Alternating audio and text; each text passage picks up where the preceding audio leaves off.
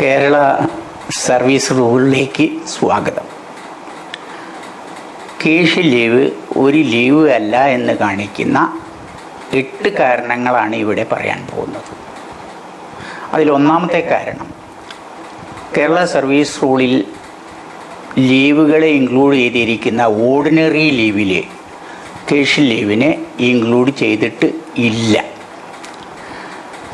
രണ്ടാമത്തെ കാരണം, ഡ്യൂട്ടി ആയാണ് കേഷ് ലീവിനെ പരിഗണിക്കുന്നത്. ഒരു കേഷ് ലീവ് അവൈൽ ചെയ്തിരിക്കുന്ന ഒരു ഓഫീസർ ഡ്യൂട്ടിയിലാണ്. ഒരു മജിസ്ട്രേറ്റ് കേഷ് ലീവ് എടുത്തുകൊണ്ട് അദ്ദേഹത്തിൻ്റെ റെസിഡൻസിൽ ഇരിക്കുമ്പോൾ അദ്ദേഹത്തിൻ്റെ ജുഡിക്ഷനിൽപ്പെട്ട ഒരു പോലീസ് സ്റ്റേഷനിൽ നിന്ന് ഒരു CI ഒരു പ്രതിയുമായി വരുന്നു.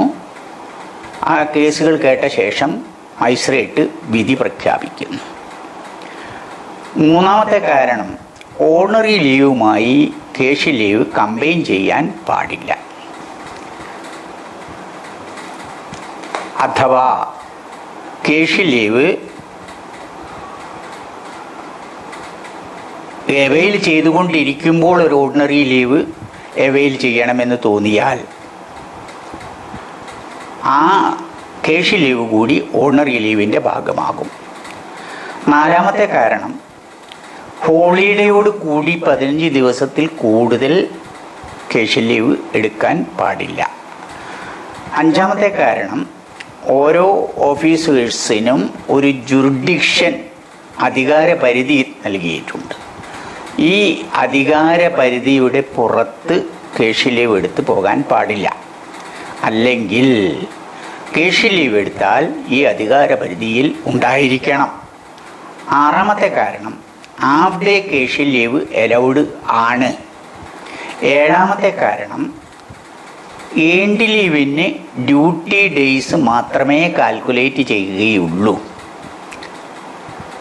കേഷ് ലീവ് ഡ്യൂട്ടി ഡേയ്സ് ആയിട്ടാണ് കണക്കൂട്ടുന്നത്, പ്രവൃത്തി ദിവസം പോലെ പരിഗണിക്കും.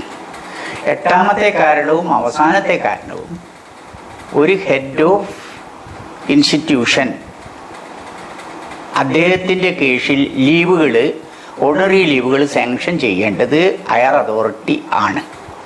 എന്നാൽ ഒരു കേഷ് ലീവ് അദ്ദേഹത്തിന് സ്വയം സാങ്ഷൻ ചെയ്ത് അവൈൽ ചെയ്യാം.